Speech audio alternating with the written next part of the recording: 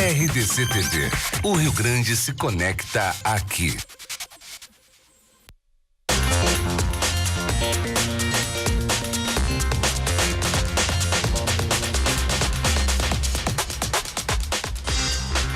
Muito bem, Rio Grande em movimento, acabar as eleições, estamos com um novo governador no estado, um novo presidente, esperanças nos dois, que muitas coisas boas virão e o nosso Rio Grande em movimento vai falar de toda essa cobertura aí, nós vamos falar sobre isso, temos muitas imagens, a cobertura que a RDC fez ontem na apuração dos votos, voto a voto aqui no Rio Grande do Sul, né? E também depois para presidente. Cobertura também com ele, o Ribeiro Neto.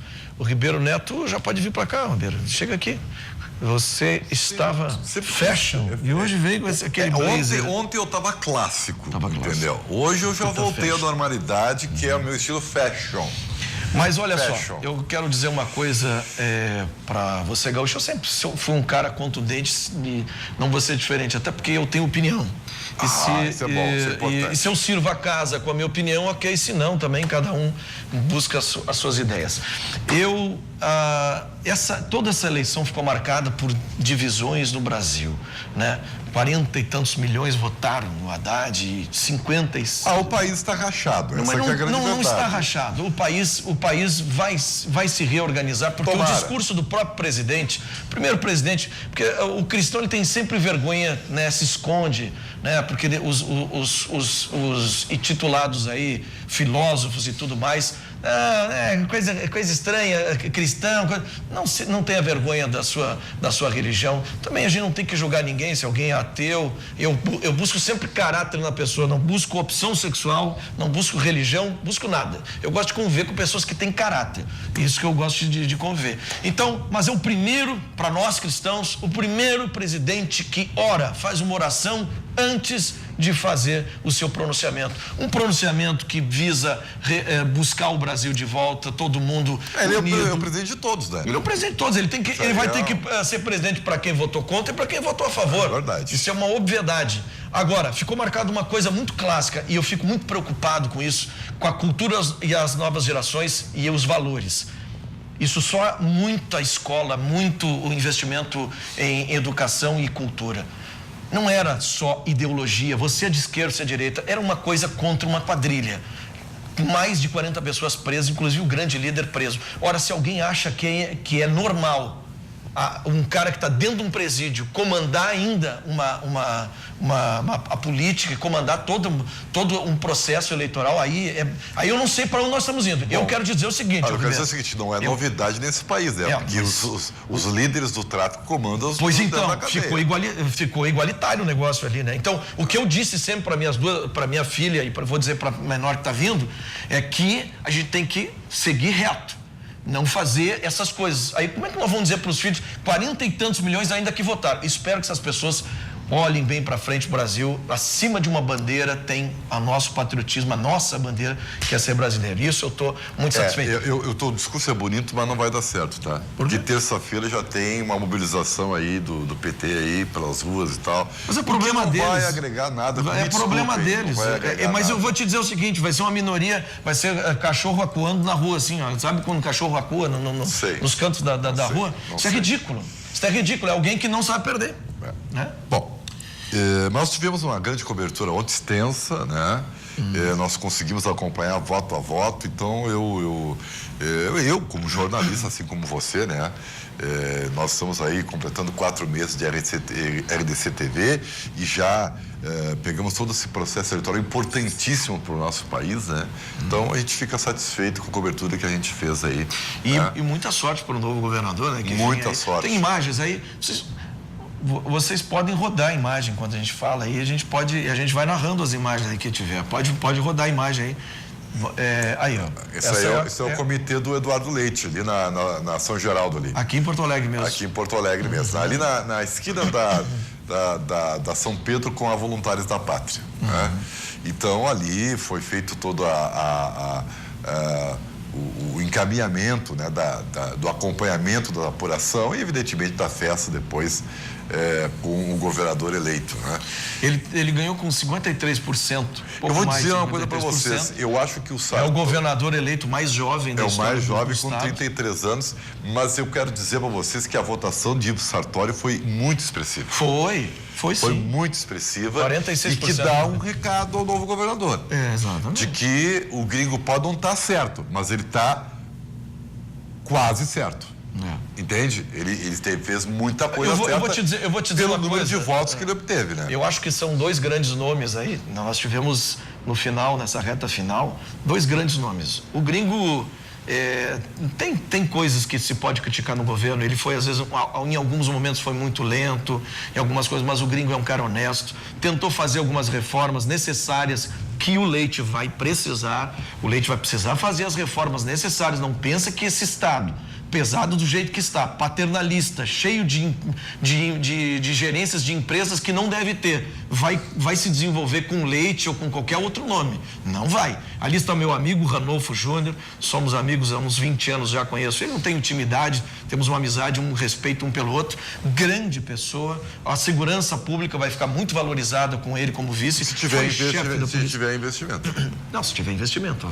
Mas também tem outras coisas que não necessitam só de investimento, é atitude, né? Atitude política de ação de polícia.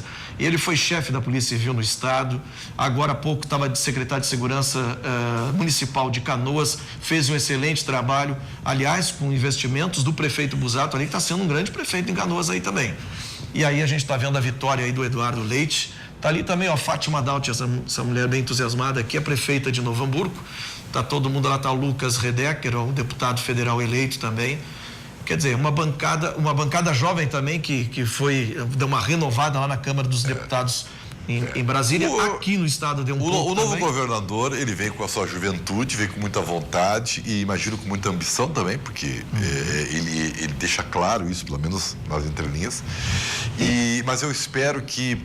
eu tenho certeza que os seus primeiros atos serão muito importantes para dar credibilidade às promessas feitas na campanha.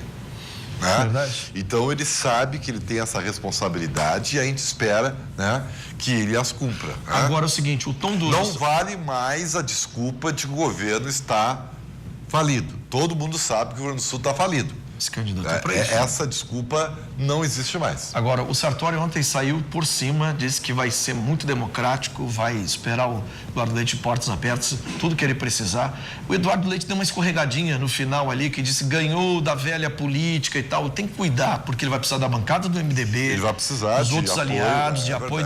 Então diminui essa... Mas aí também tem a ansiedade, tem a juventude, né? Também, a juventude, né? também. O final ali. Eu acho que ele foi um gentleman do tempo todo, mas essa deu uma escorregadinha final. Eu acho que ele, com certeza, já ele mesmo pensou, mais os seus aliados, ó, calma aí, vamos conversar numa boa, até porque o MDB é forte dentro da Assembleia e ele precisa do MDB para fazer vai precisar de apoio. Todo tipo até de reforma. Porque as correntes, mais ou menos, que são do mesmo caminho, né? Verdade. Então, esse apoio vai ser necessário para consolidar as propostas que não pode ficar apenas no discurso, né? Porque agora, passada, isso vale para o Estado como vale para o governo. Beleza, ganhou, agora vem a pior parte, que é cumprir o que prometeu. Nós ontem estivemos também no TRE, né? Nós falamos com o presidente do TRE, também Brigada Militar, porque foi o menor número de ocorrências em comparação também ao primeiro turno, que também tinha mais coisas, né? Deputado, estadual, federal, senadores também. Metade de urnas substituídas, menos de 350 urnas foram substituídas, quer dizer, tudo ocorreu bem, na tranquilidade, na boa, isso aí, e é isso que a gente quer, né? E outra coisa, neste final ali, não sei se você concorda comigo, Ribeiro, entre os dois, foi fora os fake news ali, que daí são as pessoas em volta, né? Vou fazer um fake news aqui, enquanto ele fazia aquela bobagem que fizeram aquela montagem sobre a sexualidade do Leite também, mas fora isso, eu acho que eles foram muito bem no final, não teve aquela baixaria que normalmente acontece. Olha, nós tivemos uma eleição, na minha opinião, pautada, né? Foi a eleição da rede social. Isso aí, né? Principalmente com o presidente. O presidente fez campanha dentro de casa. Dentro de casa. Isso aí é um alerta para o horizonte novo que está aparecendo. O PT gastou milhões, aliás, esses milhões, que é de 1 bilhão e tanto, que os deputados federais lá e os senadores, né, criaram com o nosso dinheiro para fazer para financiá-los, né, oficialmente pelo governo. O PT gastou milhões. O presidente eleito, que evidentemente teve doações, isso é inegável, mas ele teve 7 segundos de televisão, 8 segundos de televisão e rede social. E ganhou. A rede social dele foi. E ganhou.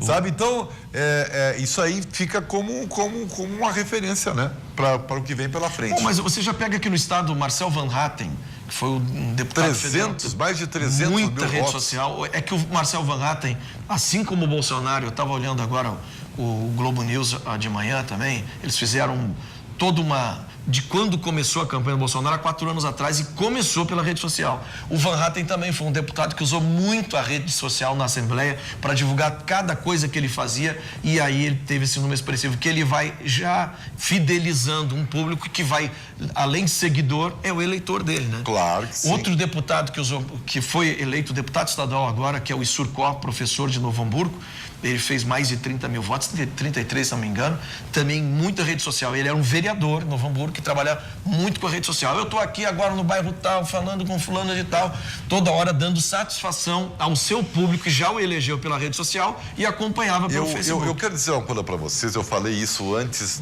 quando nós abrimos a transmissão ontem às 5 horas da tarde, tá?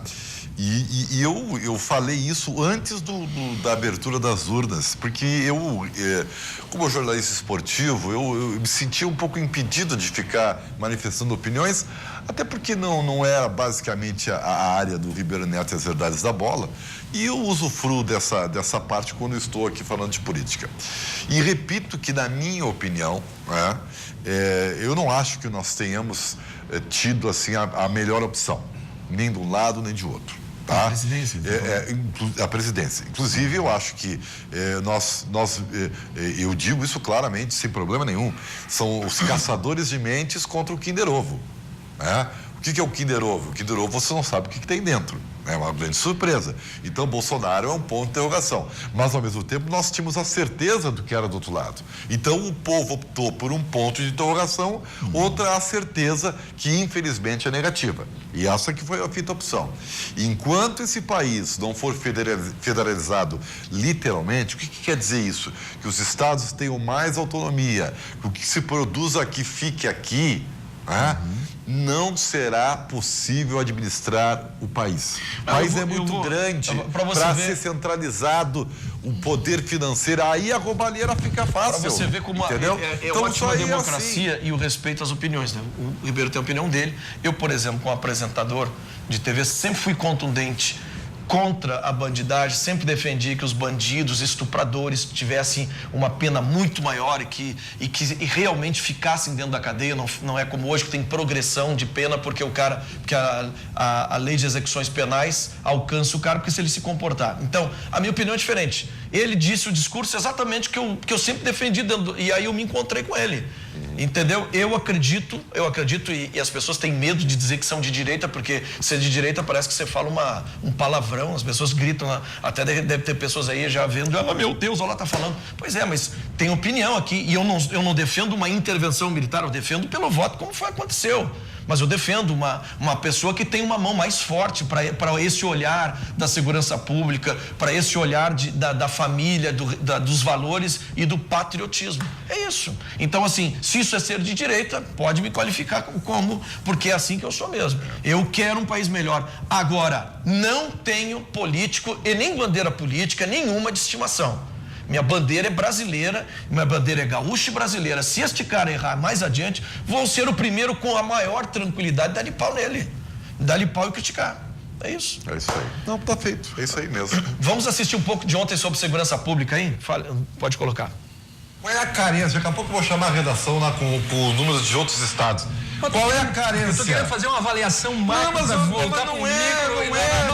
Tem que ser objetivo, porque o pessoal tá tão apavorado, coronel, tá? Então, e me permita que eu sou assim, eu vou na sua respiração. Objetivamente. Qual é a carência do Estado hoje em termos de policiamento? Uma carência muito significativa. O que é muito significativa? Nós precisamos atingir aí um número aproximado de 15 mil novos policiais militares. 15 mil? Se nós quisermos chegar a números que nós já tivemos no passado. Pois é, isso que eu ia lhe perguntar. O efetivo hoje é menor que 85, é menor. 1985. Nós já tivemos próximo dos 30 mil homens da Brigada Militar. Hoje, em serviço ativo, cumprindo o papel que o senhor e a senhora precisam que sejam cumpridos em casa. Quase dobrou e o efetivo caiu pela metade. E o efetivo caiu. Eu sou de uma cidade que perdeu o batalhão. Se aposenta, se tem o mesmo custo, porque o militar se aposenta com ganho total, né? Eu digo isso pro meu pai. Eu vou propor um raciocínio. Meu pai era militar, eu sei bem, tá? E aí não se tem a renovação. Vou propor um raciocínio aqui. É como se tu fosse o diretor aqui da RDC TV, fosse o Márcio, e estabelecesse... deixa o Márcio, que o Márcio é o dono aqui. E estabelecesse uma necessidade de funcionários para trabalhar, colocar a TV no ar, fazer a produção, buscar o cinegrafista, o câmera, enfim. O mínimo para funcionar. Muito bem, esse número tido em 100% e fosse retirado deste contingente à disposição do Márcio, da RDC por via de consequência. Está eleito Jair Bolsonaro, está eleito, informação prioridade, coronel. Jair Bolsonaro, 55,54% dos votos, com 94,44% dos votos apurados. 55.205.640 votos contra 44.193.523, correspondendo a 44,46%. Está morto, acabou, 29 milhões. Isso é uma postura da população brasileira que não aguentava mais 64 mil mortes e também não aguentava mais lava-jato, corrupção e essas questões todas.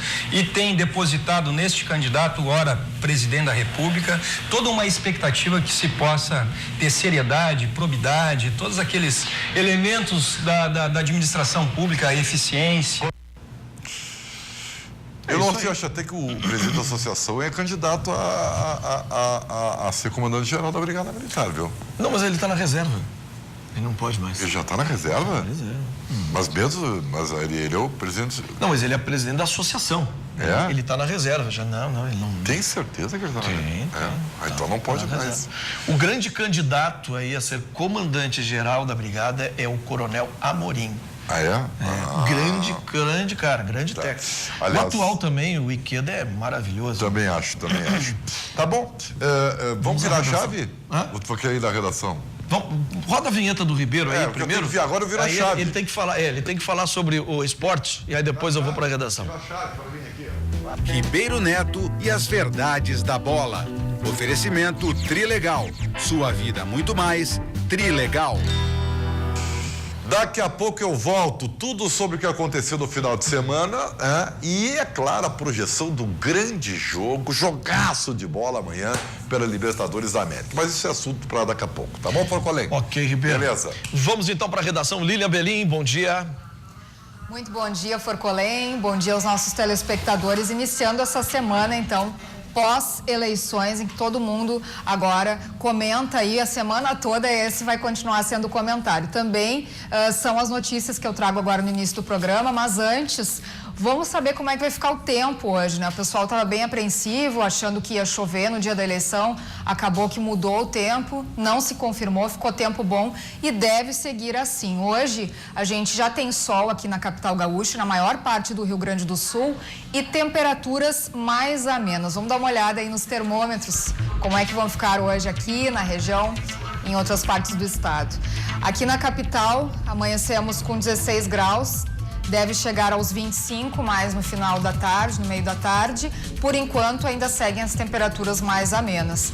Assim como em Novo Hamburgo, que ainda tem uma previsão ali de pancada, mas a maioria das regiões realmente fica com tempo bom. As máximas chegam aos 25, na maior parte do dia temperaturas amenas. Lá na região central é que as temperaturas aumentam mais, 27 graus de máxima. Lá em Pelotas está mais nublado, mas temperaturas amenas também. Mínima de 17 hoje, as máximas vão chegar aos 23. Em Rio Grande, lá no sul do estado, temperaturas amenas também. O sol não aparece muito, amanheceu já com 18 graus, mas não vai passar dos 22 graus hoje. E as temperaturas devem seguir essa tendência de aumento, viu? Elas estão amenas hoje, já estão aumentando e devem chegar no pico amanhã. Na terça-feira, a previsão de temperaturas mais altas aqui. Quanto às eleições, né, Forcolém?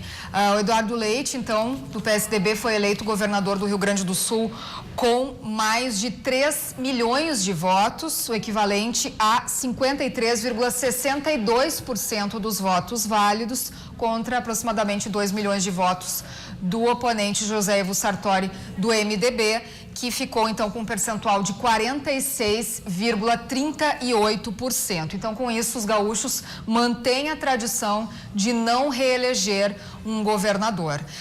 Por volta das 7 da noite, 90% das urnas já estavam apuradas e o TRE já divulgou o Eduardo Leite como o vencedor do segundo turno. E, falando em TRE, o desembargador Jorge Luiz Dallagnol, que é o presidente do Tribunal Regional Eleitoral aqui do estado, fez uma avaliação dessas eleições e avaliou como tranquilas, assim como a gente percebeu aqui na capital, assim foi o clima em todo o Rio Grande do Sul. Segundo ele, foram aqui no estado 91 ocorrências policiais e 334 urnas que tiveram que ser substituídas por problemas diversos, como no hardware, na impressora, enfim. No primeiro turno, tinham sido 237 prisões e 669 urnas substituídas. Então, um número bem maior, assim como o movimento e as filas não tem nem comparação, né? Quem foi votar realmente ontem, independente do lugar, percebeu que o movimento era mais tranquilo mesmo. Segundo o presidente do TRE, o maior problema nessas eleições, tanto aqui no estado como no país como um todo, foram as fake news. Elas foram as protagonistas desta eleição, segundo o presidente do TRE. E no balanço final da Brigada Militar, nós tivemos 2 prisões em flagrante e outros 27 crimes de menor potencial ofensivo, né, que é com menos de 2 anos de prisão. Teve o registro de 18 casos de boca de urna, 2 desacatos, 1 crime de transporte irregular de eleitor e além de outros 8 crimes diversos. Então, bem mais tranquilo mesmo, e esse foi o balanço final de tranquilidade, ainda bem, né, Forcolém? Daqui a pouco mais notícias, inclusive sobre as eleições. Ainda bem, claro, com certeza. Aí as filas diminuíram porque, como eu disse, eram menos, né? Agora é só um governador e presidente para votar. Nós vamos para o intervalo comercial e na volta, a advogada Milene Fernandes, que sempre está aqui conosco na segunda-feira, especialista em direito previdenciário. Se você tem alguma pergunta, fica aí, você pode mandar pelo Face. Já voltamos.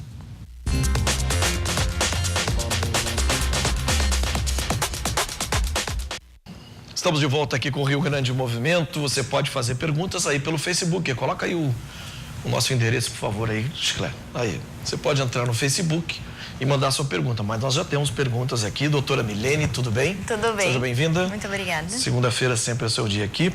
Paulo Soares, Gravataí, tem 50 anos e trabalho desde os meus 20 anos de idade em metalúrgica, ganhando insalubridade. Gostaria de saber se já tenho tempo para me aposentar. Pelo que ele nos traz, sim, ele já poderia estar... ele já poderia... Ele tem 20 anos, trabalha desde os 20 na metalúrgica e tem 50 de idade, então ele já tem 30 anos de tempo de serviço em metalúrgica. E o que dá direito para ele é a aposentadoria especial. Qual é o tempo quem tem insalubridade, não é 25 anos? 25. Ele já poderia estar aposentado há 5 anos recebendo. Então, a orientação é que o quanto antes ele procure uma orientação, né? Busque os documentos para encaminhar essa aposentadoria. Quais são os profissionais, então? Na segurança pública também, né? Eu vejo guardas municipais se aposentando com 25. Na brigada a gente vê eles se aposentando, na verdade ele vai para a reserva, né? Aos 30 anos de brigada, 32 anos de brigada ele pode ir, né? Da PM. Mas quem trabalha na saúde pública também é 25 anos? Sim, quem trabalha... Técnico, enfermagem, enfermeiro, médicos? Sim. quem trabalha exposto a agentes insalubres, tanto biológicos, físicos, químicos, quanto com periculosidade, tem direito a se aposentar com esses 25 anos. Então, a gente tem uma série de profissionais, o eletricista, o pessoal do hospital, temos metalúrgicos, né? Temos uma série de profissionais. Toda profissão que ele tenha direito à insalubridade já diz que é um desgaste maior do que as outras, né? Isso, então... Mas não necessariamente... o fato dele receber insalubridade, ele vai conseguir esse benefício no INSS. Então, porque ele tem que ficar exposto de forma não ocasional. Então, tem que ser durante toda a jornada dele de trabalho, durante todo o período tem que ser essa exposição. Então, o INSS, eles têm uma resistência a esses pedidos de aposentadoria especial, porque para eles não é benéfico, né? Eles pagam um valor maior e a pessoa se aposenta muito cedo, sem nenhum redutor. Então, eles dão barram no que podem essas aposentadorias especiais, mas procurando um advogado que seja especialista, que tenha conhecimento desse assunto, vai conseguir orientar, vai conseguir buscar os documentos necessários para se reconhecer isso, senão no INSS, via judicial. Maria de Lourdes, Porto Alegre, trabalho por aproximadamente 15 anos em hospital, sendo que 2 fiquei em benefício, esses 2 anos fiquei recebendo benefício. Eu perco quando for me aposentar? Não.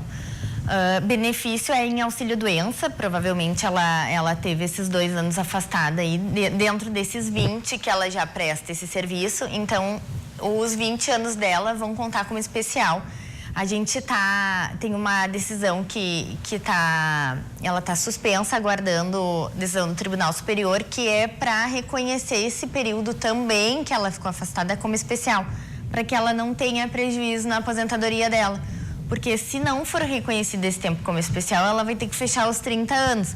Aí, claro, vai multiplicar os 20 anos por 1,2, mas o restante, esses 2 anos entram como comum. Então, tem uma decisão, ainda não se tem uma uniformização dessas decisões, mas está se discutindo isso no Tribunal Superior para reconhecer esse período de auxílio-doença para quem trabalha com insalubridade, para contar como especial também. Ok. Última pergunta, Luísa Menezes, de Porto Alegre. Sempre trabalhei como dona de casa e nunca paguei INSS. Tenho 66 anos e não tenho nenhuma renda. Como é que faço para me aposentar? Tá. No caso dela, como ela nunca teve contribuição para o INSS, o que ela vai conseguir é um benefício assistencial se ela comprovar que é de baixa renda.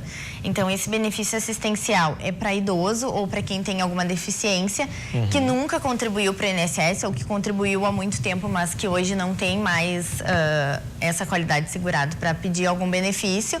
Mas o requisito é que ela tenha 1/4 de salário mínimo por membro da família. Então, o que o INSS vai ver é quantas pessoas têm renda no núcleo familiar dela que moram na casa dela e vai dividir. Se for ela sozinha, então, daí tá. Se for ela sozinha, ela consegue esse benefício, encaminha no INSS, tem que preencher uns formulários. É um benefício mais chatinho, assim, de conseguir, em função de que não tem essa contrapartida da contribuição. Então, ela vai ter que fazer uma perícia socioeconômica para identificar mesmo quais são as condições de vida dela, se ela realmente está enquadrada nessa condição de miserabilidade que a lei exige. Ok. Doutora Milene Fernandes, especialista em direito previdenciário, não penitenciário. Não. Previdenciário. Toda segunda está conosco aqui. Muito obrigado. Muito obrigada. Vamos para a redação. Lília Abelim. Forcolém, ainda sobre as eleições, sobre os resultados, o alcance do eleitorado dos 2 candidatos ao governo do estado do Rio Grande do Sul. Falei agora há pouco a porcentagem, né? Que o Leite venceu com 53%, Sartori com 46%, um com 3 milhões de votos aproximadamente, outro com 2 milhões. Mas em que locais o Leite foi mais vencedor? Ele teve a maior votação em 325 dos 497 municípios gaúchos, ou seja, ele foi eleito em 65,4% das cidades do estado. 65% dos municípios tiveram o Leite como preferência.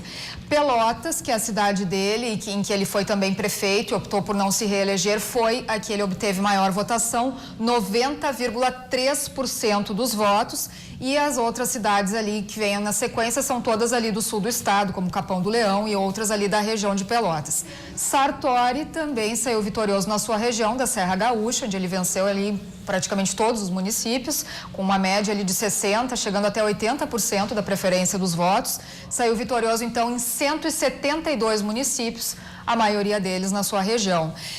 Várias cidades gaúchas onde o petista Miguel Rosseto tinha sido o favorito e onde a maioria do eleitorado é petista, acabaram optando pelo candidato Eduardo Leite, inclusive nas 10 cidades ali consideradas as mais petistas do estado. E aqui na capital, Leite teve uma vitória bem apertada, foram 52% dos votos contra 47,97% do atual governador José Ivo Sartori. Daqui a pouco mais notícias. E essa votação expressiva em Pelotas diz quem é o cara, né? Porque a própria cidade, 90%, e lá em Caxias o gringo teve 60 e poucos por cento. Então, alguma coisa mudou bastante. Vamos para o intervalo comercial e depois, Verdades da Bola com Ribeiro Neto, já já.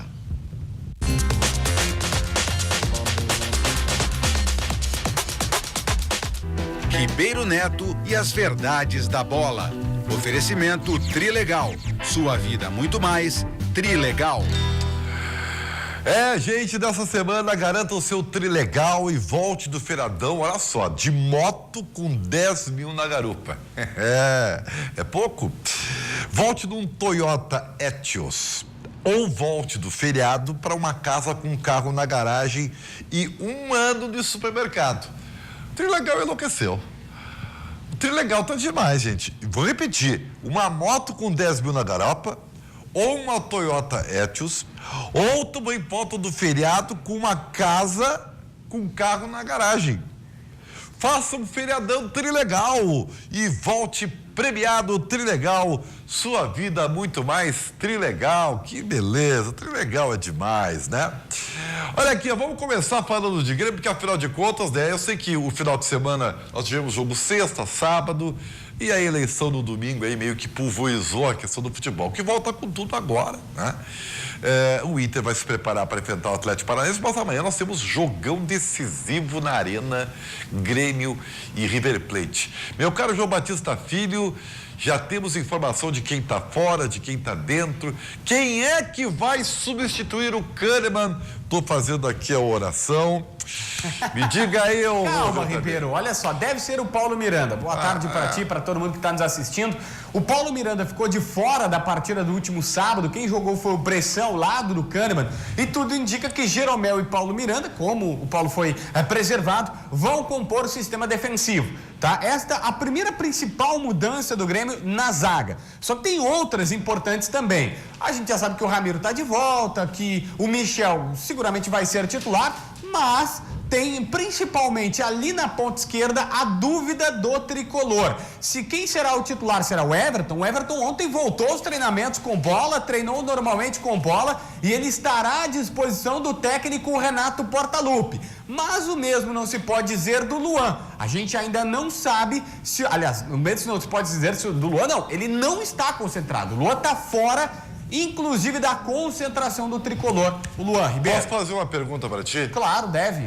Eu vou dizer o que eu acho que vai acontecer e o que eu queria que acontecesse, tá? Isso é opinião. Tá. Para que bem claro, para depois tu não ficar me acusando aqui. Tá bom. Você tem a informação e eu tenho a opinião. Que o Luan tá fora e que o Everton treinou. Não, essa é a informação. Ok. A câmera da verdade minha aqui. O que eu acho que vai acontecer?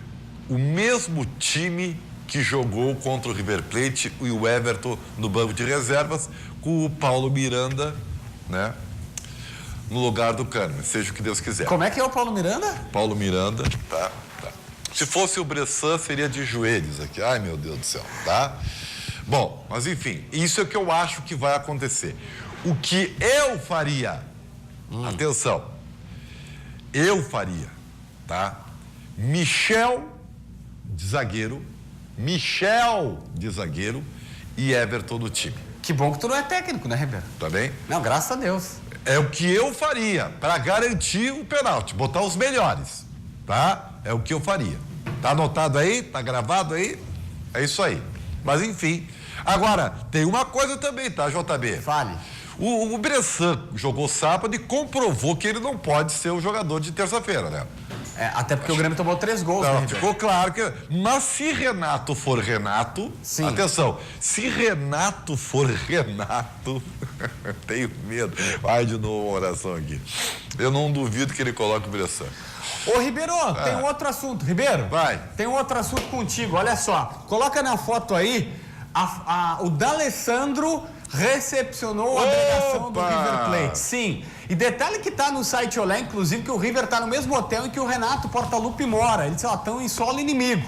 E aí tá o D'Alessandro, essa foto é do site Olé da Argentina. O D'Alessandro foi até o hotel, tem aí um componente da comissão do River Plate, conversar com alguns amigos, ele jogou lá em 2016, tem amigos no River Plate. O D'Alessandro já foi conversar com o técnico do Atlético Tucumã, já foi na concentração do Estudiantes, tirou fotinho com o Verón, cada um com uma camisa, D'Alessandro e Verón, e hoje o River Plate treina às 4h30 da tarde no CT do Inter. Dá para dizer que está se cumprindo um ritual de sorte para o Grêmio ou estaria sendo polêmico?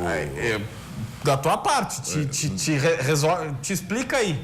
Não sei, né? Eu acho que não está dando muito certo. Eu acho, né? Não está dando muito certo isso. Mas, enfim, era uma obviedade que o D'Alessandro iria na concentração do River Plate, né? O D'Alessandro sempre consegue ser notícia, né? Vocês já viram isso, Sim. né? Ele é o meu mestre, né? Eu, em termos de marketing pessoal, estou a cada dia aprendendo mais com o D'Alessandro, né? Ele é genial nesse sentido. Tá bem. Mas fora isso, o River Plate já está em Porto Alegre e... Treina hoje à tarde no CT do Internacional. Lucas Prato. O Lucas Prato conversou com a imprensa, disse que acredita sim numa mudança, numa classificação. É óbvio, ele não ia dizer que não, nós viemos aqui para perder, né? Sim. Mas enfim, esse é o espírito dos caras. Ô, Ribeiro Neto, eu tenho um assunto muito interessante para tratar contigo, mas é do outro lado, do lado vermelho da força. Pode então ser? Só deixa eu fazer uma coisa aqui na Câmara da Verdade, porque vai ser também motivo do meu comentário no Jornal da Noite. Isso é um recado especial para você, torcedor do Grêmio, e nunca é demais avisar. O jogo de amanhã é um jogo diferente, tá? O Grêmio, se ficar administrando o resultado, corre sérios riscos. Eu nunca me esqueço do tempo entre Flamengo e Grêmio pela Copa do Brasil. O Grêmio tem que jogar o seu futebol para ganhar o jogo. Tá? Aí sim ele estará mais próximo de administrar a vantagem que ele conquistou na Argentina. Se ele ficar encolhido, só esperando, eu temo. Então, alerta total e foco. Vai, JB. Bom, vamos mudar de lado então e pro lado do Internacional, porque o time colorado, ele acabou empatando, tá a 5 pontos do Palmeiras. O Palmeiras também empatou. Nesse sentido, a rodada não foi tão ruim, mas o principal motivo de reclamação do Inter é a arbitragem. O presidente Marcelo Medeiros chegou a dizer na sua entrevista coletiva, Ribeiro Neto, que queria o árbitro de vídeo para as últimas 7 rodadas do Campeonato Brasileiro. Palavras do Coronel Marinho, comandante da CBF. Ele foi muito claro. Se colocar o VAR agora, nas últimas 7 rodadas, vai ficar pior. Não existe um treinamento adequado, não tem equipamento para todos os 10 jogos, não teria como fazer até um apanhado das empresas que fazem isso, seria uma bagunça. Ele disse, olha, querem o árbitro de vídeo, querem o VAR, passem para o próximo ano, não para agora, Ribeiro. Eles tiveram a oportunidade dos clubes de ter o VAR, só que metade deles rejeitaram por causa dos custos, né? E aí não dá para reclamar, né? Eu só vou dizer uma coisa pro torcedor do Internacional que fique bem claro, tá? Vou de novo na Câmara da Verdade aqui. O Inter foi prejudicado contra o Vasco? Acho que sim, né? Embora o Cuesta tenha cometido um pênalti no primeiro tempo, mas depois o Jonathan Alves sofreu, né? O pênalti marcado, eu confesso para vocês que é discutível, tá? É muito de interpretação. Mas vamos lá, vamos admitir que o Inter tenha sido prejudicado. Isso é uma coisa. Agora, o torcedor tem que entender também, por mais que seja frustrante admitir isso, que a campanha do Internacional, ela é fantástica. É isso que tem que ser valorizado, porque o Inter vai ter G4, gente. O Internacional, em nenhum momento lá atrás, sonhava em estar nessa posição. Então, por favor, valorizem e esqueçam a teoria da conspiração, porque se houve erro, e houve para todos. É só isso que eu queria dizer. Tá bom, JB? Olha só, Ribeiro, vamos ver os gols então da rodada. Começa com os gols do Internacional na reportagem do repórter Guilherme Paz. O Internacional empatou com o Vasco da Gama na última sexta-feira no estádio São Januário. O placar foi aberto apenas no segundo tempo. Após jogada de Wellington Silva, o goleiro Martinho Silva espalmou e Jonathan Alves, mesmo escorregando, abriu o placar.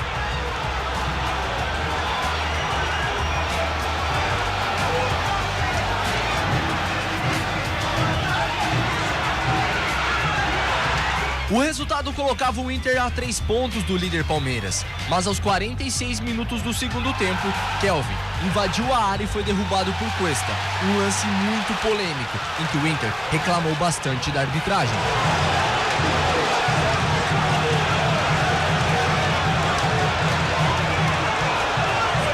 Maxi Lopes converteu e deixou tudo igual.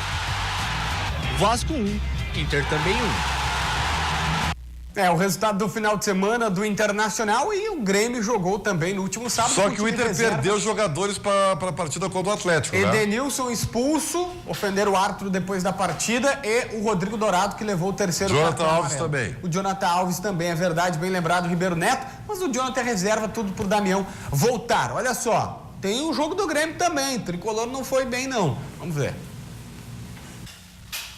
Visando ficar mais perto da liderança, o Grêmio recebeu o Sport na tarde deste sábado. Mas o dia não estava favorável ao tricolor. Logo aos 40 segundos, o Sport chegou num chute de Michel Bastos. Jair, ex-Inter, quase marcou o seu numa tarde completamente inspirada do volante. Depois de chutar por cima das traves, Jair marcou de cabeça aos 6 minutos de jogo, justamente contra o ponto forte gremista, a bola parada. O tricolor sofreu apenas 3 gols de bola parada durante o Campeonato Brasileiro inteiro. O jogador ele tem que estar concentrado naquilo que ele está fazendo desde o início do jogo. O juiz apitou, as coisas acontecem. Então já dei inúmeros exemplos para a nossa equipe, e no momento que a gente deu uma cochilada, não ficou focado e nós pagamos por isso. O dia ruim do Grêmio não parava por aí.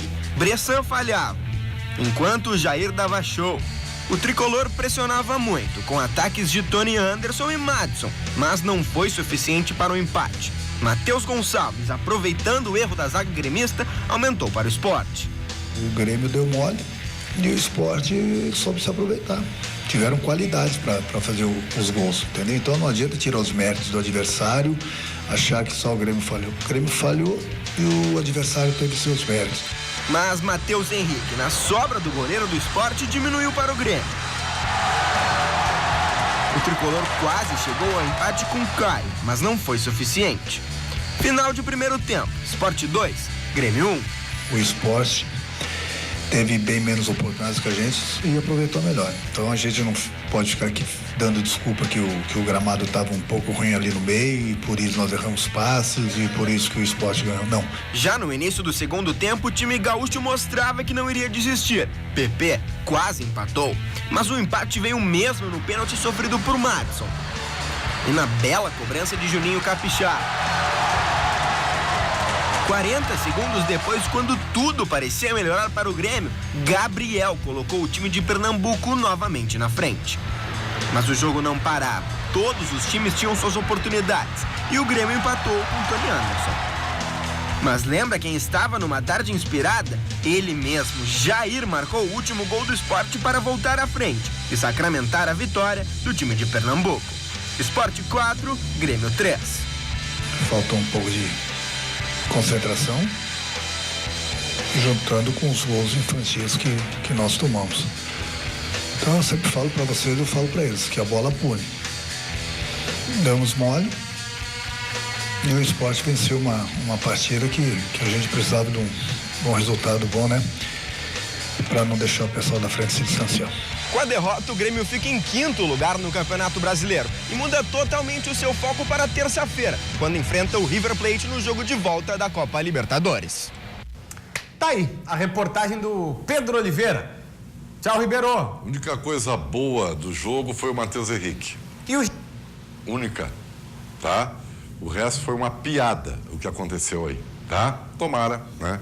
Que isso mude totalmente para terça-feira. Um abraço, JB, obrigado. Vem aí o Forcolém com a sequência do Rio Grande Movimento. Depois tem o Virando o Jogo, o Rogério Amaral. Eu volto no Jornal da Noite. Tchau, tchau. Ribeiro Neto e as verdades da bola. Oferecimento Trilegal. Sua vida muito mais. Trilegal.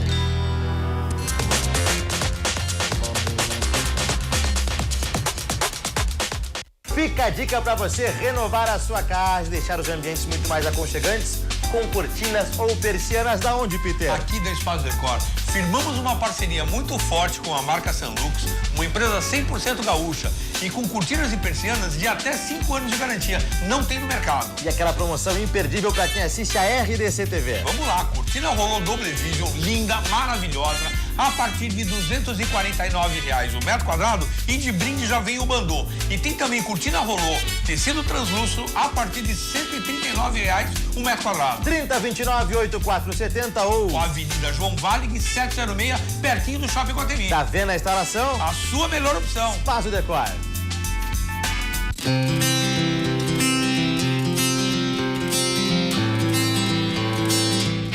Tô me preparando aqui para pegar um helicóptero aqui, vou fazer um voo panorâmico, um atritaxi aéreo. Mas que barbaridade, isso vai ser um sucesso, passar.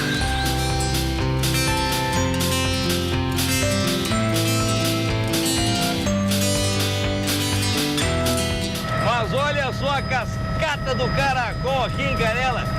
Que coisa linda a natureza, né, Che? E olhando aqui desse passeio panorâmico com a tritaxi aéreo, fica mais bonito ainda. Dá uma olhadinha, Che.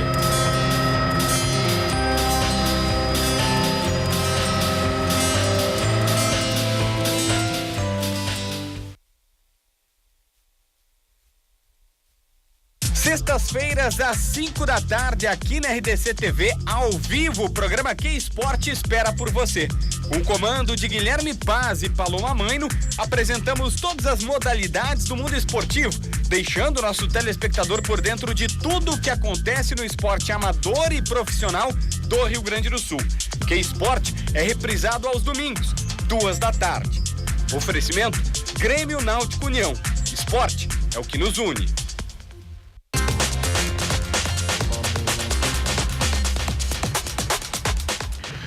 Rio Grande Movimento está de volta, faltando agora 9 para 1 da tarde, 24 graus a temperatura, o sol está aí, mas tem um pouquinho de nebulosidade. Vamos falar agora de educação financeira infantil para criança e para adolescente.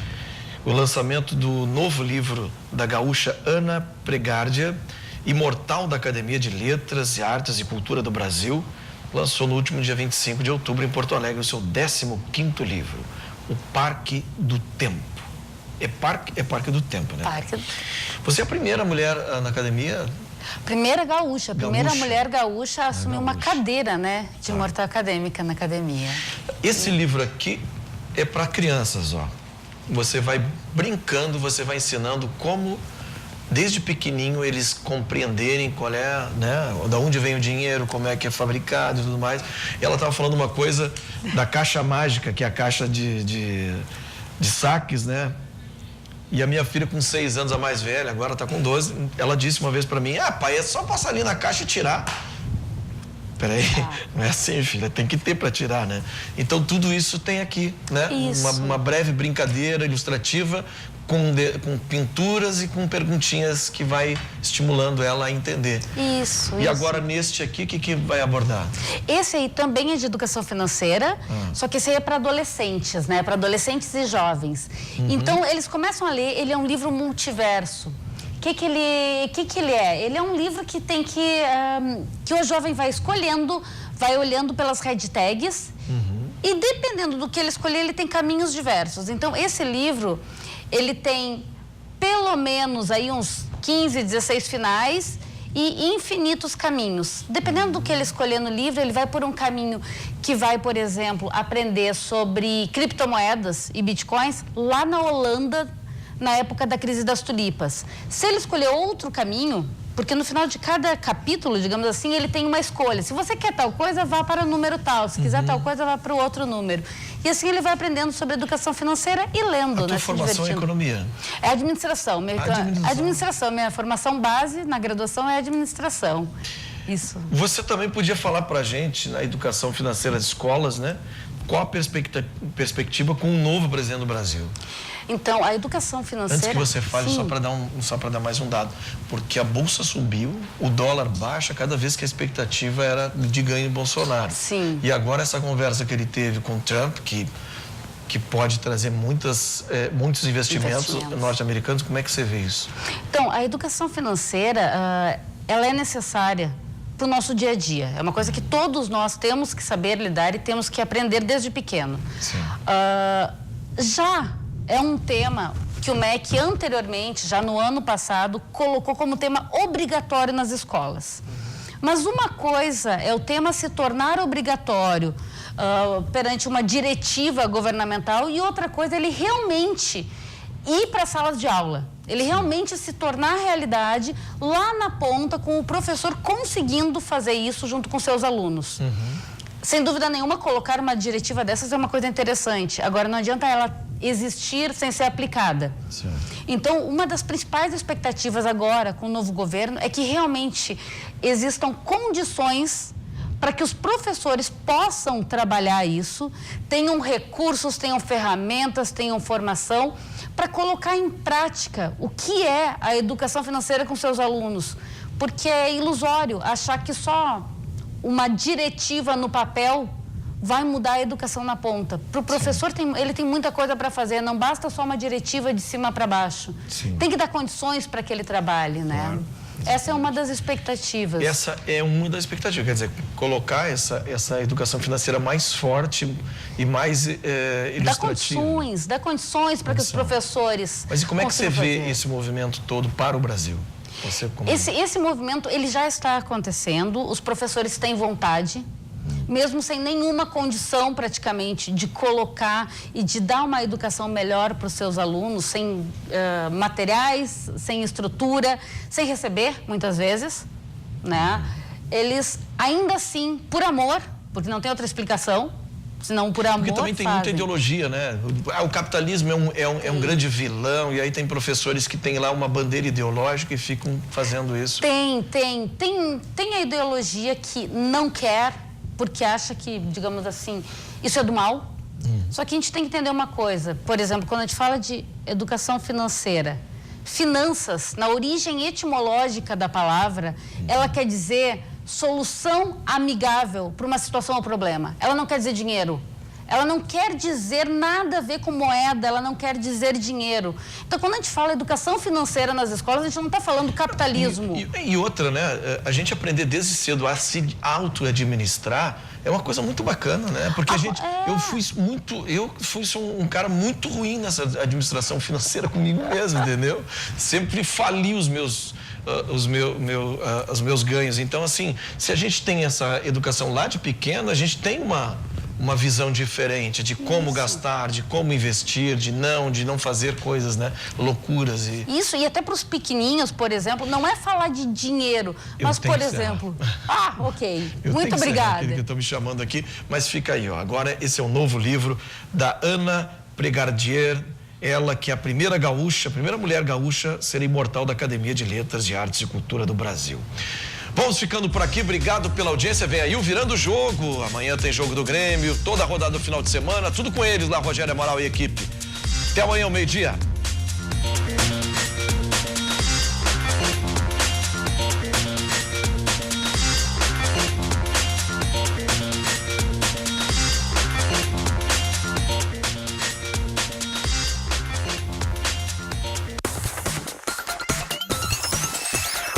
RDC TV. O Rio Grande se conecta aqui.